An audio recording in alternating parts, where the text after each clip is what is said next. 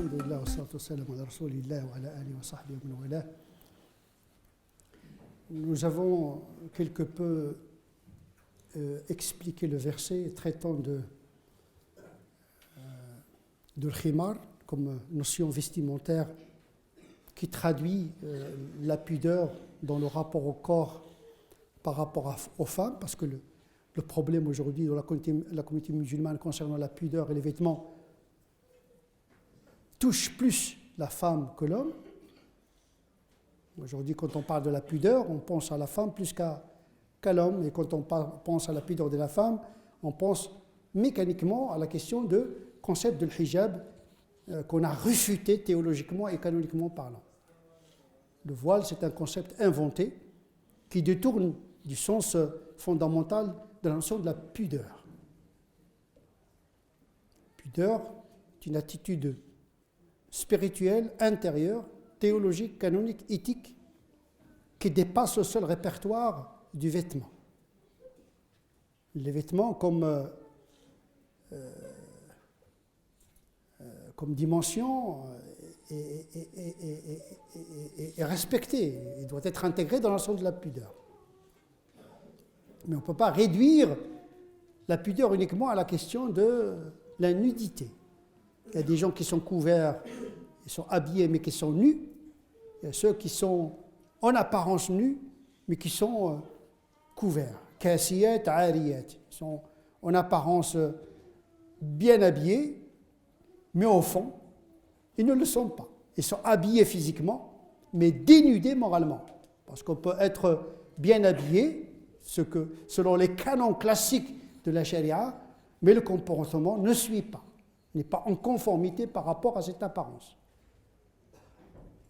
Et on le voit dans des formes de hijab aujourd'hui qui sont de l'ordre de la cosmétique, de la tentation presque. Là, on a excellé dans l'esthétique du hijab.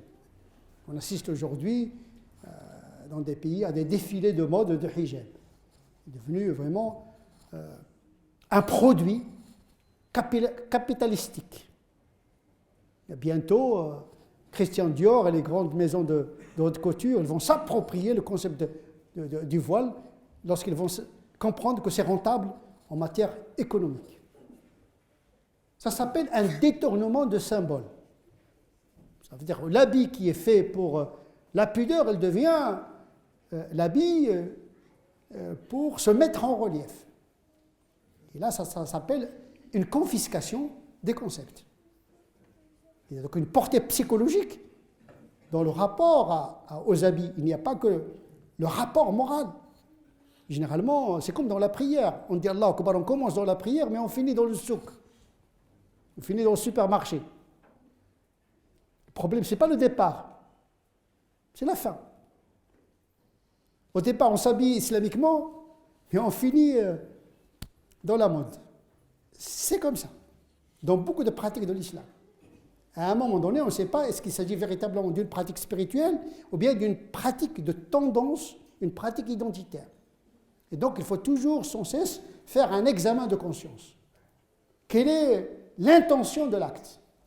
Parce que la valeur d'un acte, d'abord sa conformité par rapport au droit canonique, charia, mais surtout il doit être conforme à la sincérité, qui est la charia intérieure, parce que les gens s'occupent de la charia exotérique. Mais il y a une charia intérieure qui codifie pour les comportements de l'esprit. C'est comme une prière avec le corps sans prière avec l'esprit. C'est une prière inachevée, imparfaite, incomplète. C'est pour cette raison d'ailleurs qu'après la prière, on dit automatiquement astaghfirullah, astaghfirullah, astaghfirullah, parce qu'on est conscient que c'est vrai, la mécanique marche bien dans la prière, sauf que l'esprit n'était pas là. Donc on répare en permanence, même l'acte le plus cultuel, le plus sincère, qui est la prière. Que dire des vêtements, que dire de la notion du halal, la conformité aux normes. Donc il faut toujours faire un travail de remise en cause. C'est ce que j'essaie de faire à travers cette série de sermons autour de la pudeur. Pour ne pas être dérouté, pas faire une esquive, sortir de la pudeur pour s'égarer dans les détails canoniques des vêtements, la largeur, la couleur, etc. Bien sûr, à un moment donné, au Moyen-Âge, les musulmans avaient le temps de détailler le droit canon. Parce que toute la société musulmane pouvait avoir ce loisir de détailler les lois. Aujourd'hui, on n'a pas besoin de ça. On a besoin d'aller vers l'essentiel. Dans un monde incertain, trouble, provisoire, on a besoin de s'accrocher à ce qui est le plus essentiel. Ne pas s'accrocher aux excipients culturels et laisser le principe actif moral et spirituel de l'islam. La pudeur, c'est le principe actif. Les vêtements, c'est l'excipient culturel qui traduit justement ce principe dans une culture donnée. À un moment donné, les musulmans ne parlaient pas de hijab. La femme africaine, elle s'habille à l'africaine, la berbère à la berbère, la turque à la turque, la malaisienne à la malaisienne. Il y avait autant de vêtements que de culture. Aujourd'hui, il y a le concept de hijab. C'est comme un uniforme. Et ça devient un habit religieux. Or, il n'y a pas d'habit religieux. Il n'y a pas d'habit islamique. Il y a des valeurs islamiques. Il y a une pudeur, d'ailleurs universelle. L'islam n'a pas inventé la morale. Il est venu pour la réhabiliter et la renforcer. Je suis envoyé pour parfaire, pas pour inventer la morale. Pour parfaire, la morale est là. Le prophète, d'ailleurs, il était sadiq al-amin, véridique et l'homme sûr. Il n'avait pas, il l'était avant la révélation. C'est ça qui cautionne la valeur de son message. Ce n'est pas sa spiritualité qui faisait de lui un prophète. C'est parce qu'il était sûr et véridique. Donc la prophétie se mérite d'abord par la morale et pas par le rituel. Parce que le prophète, il priait dans la grotte de Hira. Il était un pratiquant. Il pratiquait la religion d'Abraham, la Hanifia. Mais son mérite vient du fait qu'il était d'une moralité irréprochable. Donc la pudeur, c'est de la moralité. On a vu le khimar, que le Coran a approuvé, il ne l'a pas inventé, et donc il a demandé à la femme de se couvrir de manière pudique, élémentaire, avec les habits des Mécois et des Médinois. Il n'y a pas d'invention d'habits. Il y avait un habit qui pendait, il a dit attention, il y a la poitrine qu'on voit, rabattée. C'est un geste presque banal. On pense que l'islam a fait une révolution. Il n'a pas fait de révolution, il a fait une évolution. Il n'a pas rompu avec les traditions. Il a fait évoluer la situation, mais n'a pas. L'islam ne procède pas par rupture. Il procède par évolution et transformation. C'est comme l'énergie. Rien ne se perd, rien ne se crée, tout se transforme. C'est comment on transforme les choses. C'est le moteur qui transforme le mal en bien, tout simplement. Qui fructifie le bien, qui réduit le mal. Il n'y a pas d'invention. On dirait qu'avec l'islam, il y a une nouvelle création. Non, le Coran parle de la fitra, c'est-à-dire une création initiale. On donne l'impression aux musulmans que l'islam a inventé tout. Tout est dans le Coran, tout a commencé avec le Coran. Non, il a commencé avec Abraham, avec Noé, avec notre religion. Il est ancienne. Hein. C'est pas, Mohammed sallallahu alayhi wa sallam n'est que la synthèse de cette entreprise qui a été initiée depuis la Genèse. Donc il ne s'agit pas de dire, oh, nous les musulmans, on est une génération spontanée.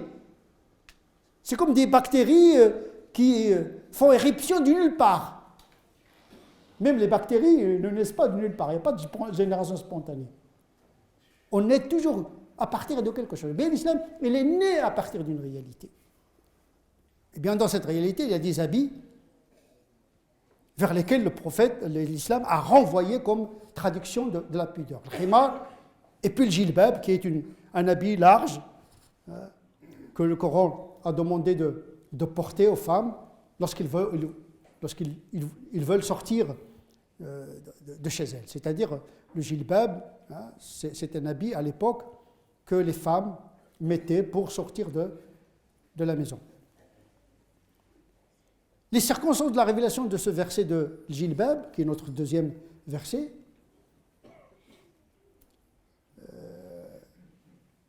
les chroniqueurs rapportent qu'à cette époque-là, Il n'y avait pas des toilettes dans les maisons. On oublie ça. Et donc les femmes, elles sortaient pour faire leurs petits besoins ou le gros besoin. Mais ils attendaient la nuit pour se faire. Et donc ils sortaient la nuit, mais ils sortaient avec les habits d'intérieur. Ils pensaient que, puisque c'est la nuit, personne ne nous voit, etc. Sauf que la nuit, il y a des voyous. Vous savez, à Médine, c'est comme Los Angeles, c'est comme le Bronx. C'est des voyous partout. Les gens pensent qu'à l'époque du prophète, il n'y avait que des anges. Non, non. Il y avait des voyous, des brigands, des fornicateurs, des adultères. C'était une société tout à fait humaine. On va voir qu'elle était aussi esclavagiste. Donc, il ne faut pas croire que l'époque du prophète, c'est l'époque idéale dans le sens où il n'y avait que des anges. Mais non, lisez le Coran, vous allez vous rendre compte que le prophète a fait face à des situations très délicates.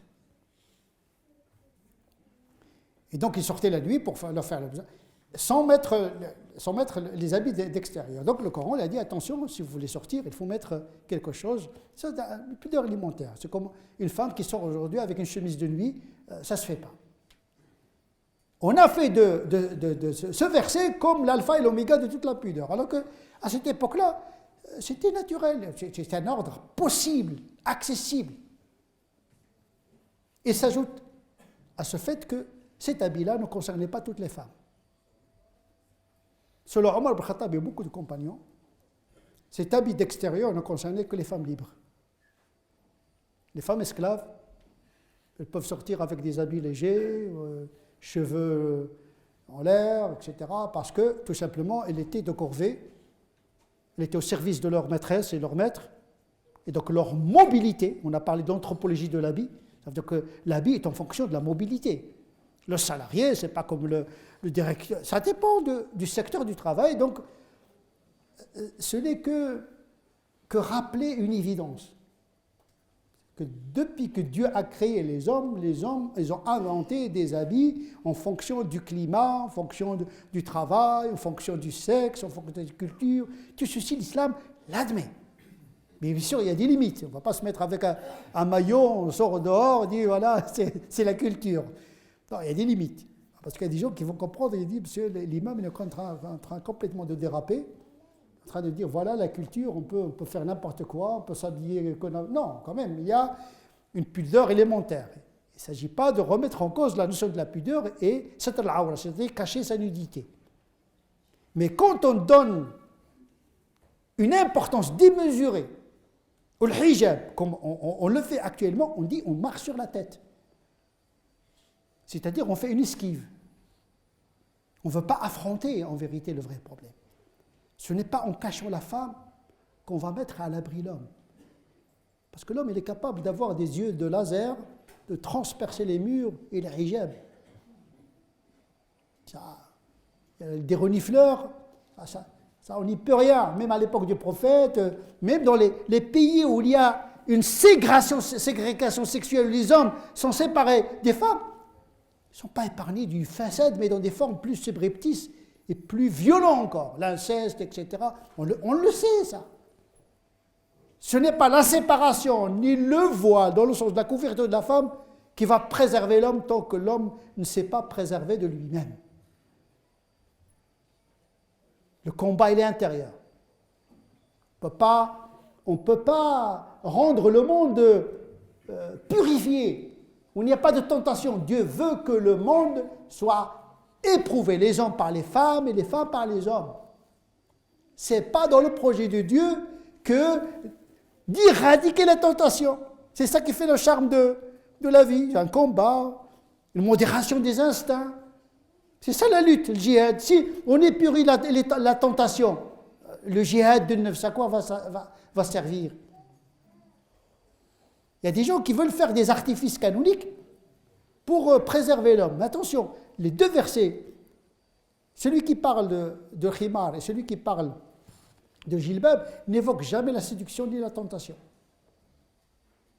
On le sait bien que dans le relationnel, il y a toujours illat al-hukm, toujours la raison. Les ibadat, non. Les ibadat ne sont pas justifiées. Mais les vêtements, le halal, le contrat, il y a toujours l'argumentation. Mais il n'y a aucune argumentation concernant le khimar et le jilbab qui évoquerait une quelconque tentation. Par contre, la tentation, c'est au niveau de la parole. C'est pour cette raison que le Coran dit aux épouses du prophète sallallahu alayhi wa sallam de ne pas casser la voix, la rendre douce pour tenter les autres.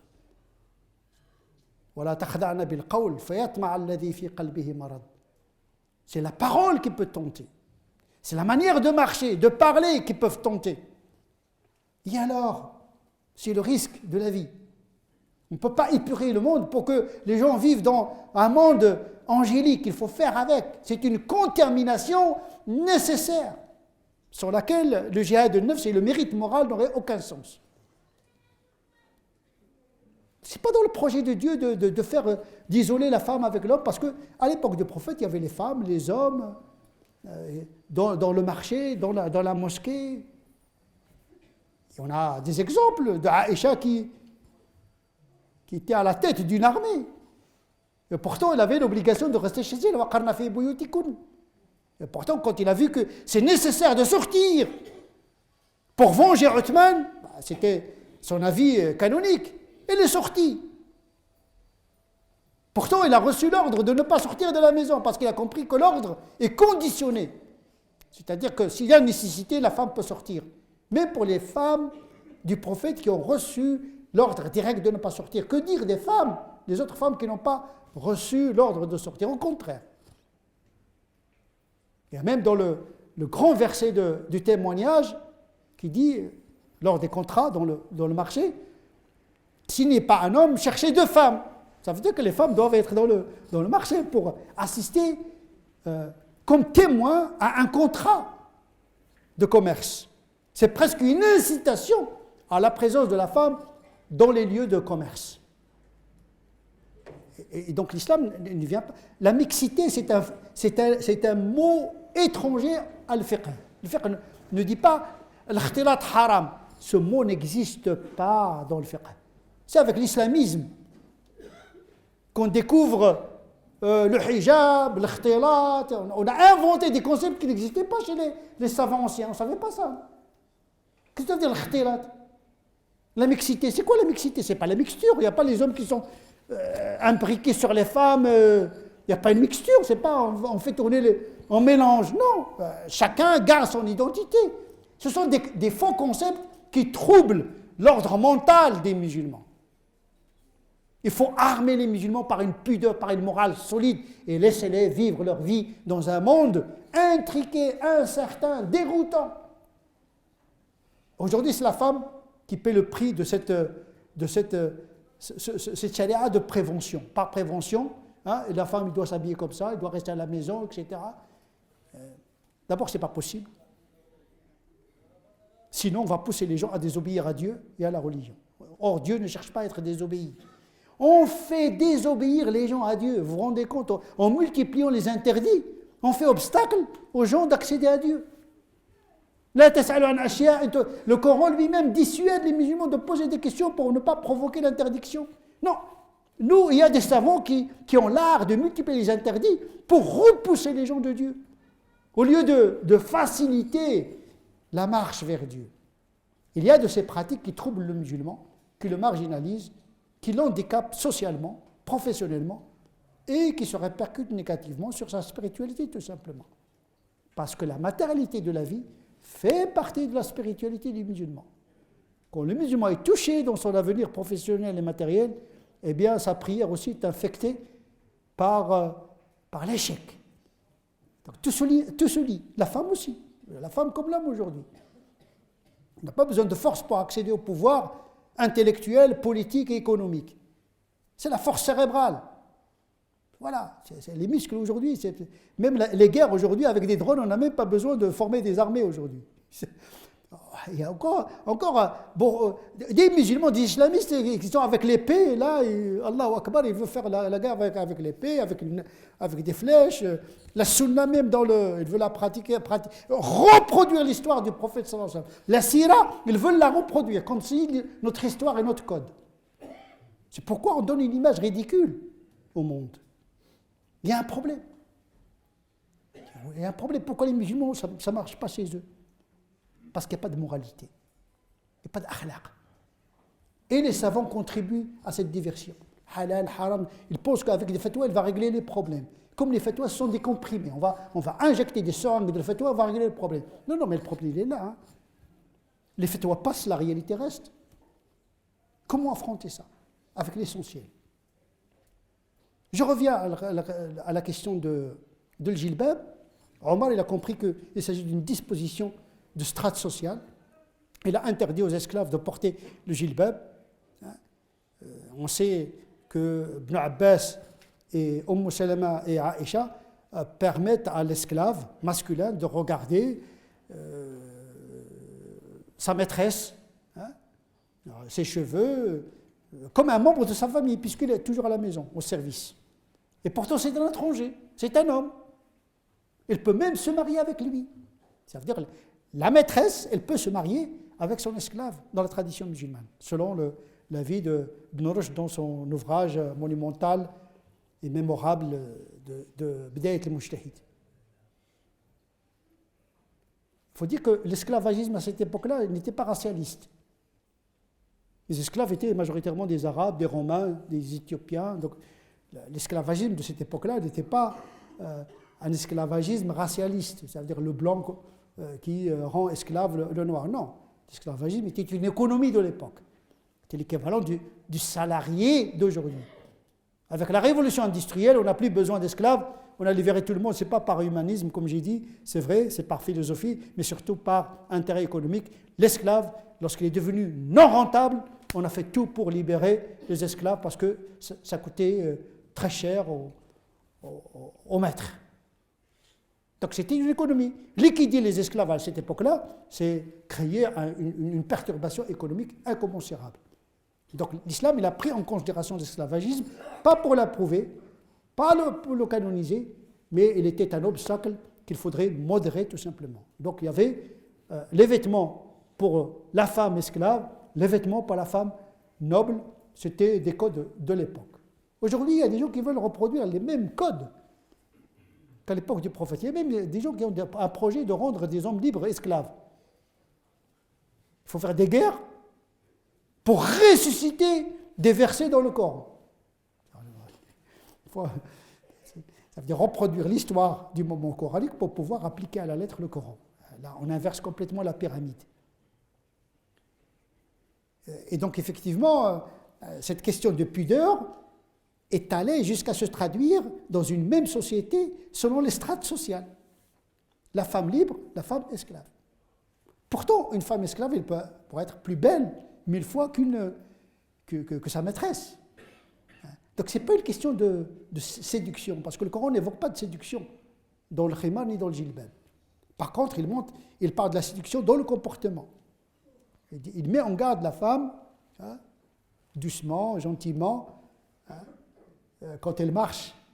Il ne faut pas qu'elle fasse beaucoup de bruit pour susciter la curiosité de l'homme quant aux bijoux qu'elle porte dans ses pieds. Voilà,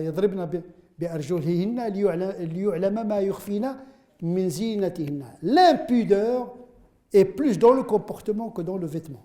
Parce qu'on peut être bien vêtu, bien couvert, mais faire des artifices de susciter le fantasme chez l'autre. Donc la question de la séduction, c'est quelque chose on ne peut pas la maîtriser. L'islam ne cherche pas à l'éradiquer. C'est dans le projet de la charia que les gens sont tentés, sont séduits. Il s'agit de gérer ce sentiment, de le canaliser. Le prophète sallallahu alayhi wa sallam lui-même, il a rencontré une femme très belle qui a attiré son attention, mais il a dit, bon, c'est un homme. Il n'a pas dit à la femme, tu n'as pas le droit de montrer ton visage, tu es belle, tu dois faire le voile radical, tu dois rester chez toi, comment tu es dans les rues de Médine en train de tenter les gens. Il n'a pas dit ça. Il a dit, il est allé chez sa femme, il a dit, voilà, la femme c'est la femme, il m'a plu, mais je reste dans la légalité. C'est ça qui compte. Ce qui se passe dans la tête, ça n'intéresse personne. Ce qui nous intéresse, c'est comment on se comporte dans la société. On vit avec ces choses-là. L'islam ne cherche pas à l'éradiquer. Il n'a pas isolé les hommes des femmes. On voit aujourd'hui, au XXIe siècle, des sociétés musulmanes où la femme disparaît de la circulation. Il y a même des docteurs, médecins, qu'on ne voit pas dans l'hôpital. Avec le khimar, etc. Un fantôme, on voit que ces mains qui sortent, qui entrent, comment ils vont faire les opérations chirurgicales, comment on fait des contraintes, des artifices, mais en vérité, comme on le voit dans des sociétés de... Je ne vais pas évoquer des pays, mais on le voit aujourd'hui, les sociétés traditionnelles qui s'effondrent à cause de l'Internet, parce qu'aujourd'hui, la tentation, c'est plus physique, c'est moins physique que virtuel aujourd'hui. Comment on va faire? Comment on va le faire? Aujourd'hui, le virtuel est plus séduisant que le réel. L'homme et la femme dans le virtuel paraissent 1000 fois plus beaux que dans le réel. À tel point qu'on cherche ce qu'on a vu dans la télévision, on ne le voit pas dans le réel. Les lumières, l'art du faux. On est aujourd'hui dans un monde de l'art du faux. On cherche l'authentique, on ne le trouve pas. Tout est cosmétique. Donc la solution, c'est où? C'est dans la transcendance. C'est dans la prière. C'est dans le dhikr. C'est dans la lutte. Le djihad intérieur. Il n'y a pas d'autre solution. Les artifices, ça peut aider, mais ce n'est pas suffisant. نسأل الله عز وجل أن يجعلنا من الذين يستمعون القول فيتبعون أحسنه أولئك الذين هداهم الله ولك هم الألباب اللهم اهدنا فيمن هديت وعافنا فيمن عافيت وتولنا فيمن توليت وبارك لنا فيما أعطيت وقنا واصرف عنا شر ما قضيت فإنك تقضي ولا يقضى عليك وأنه لا يذل من واليت ولا يعز من عاديت تبارك ربنا وتعاليت اللهم صل على محمد وعلى آل محمد كما صليت على سيدنا إبراهيم وعلى سيدنا إبراهيم وبارك على سيدنا محمد وعلى آل سيدنا محمد كما باركت على سيدنا إبراهيم وعلى آل سيدنا إبراهيم في العالمين إنك حميد مجيد سبحان ربك رب العزة عما يصفون وسلام على المرسلين والحمد لله رب العالمين.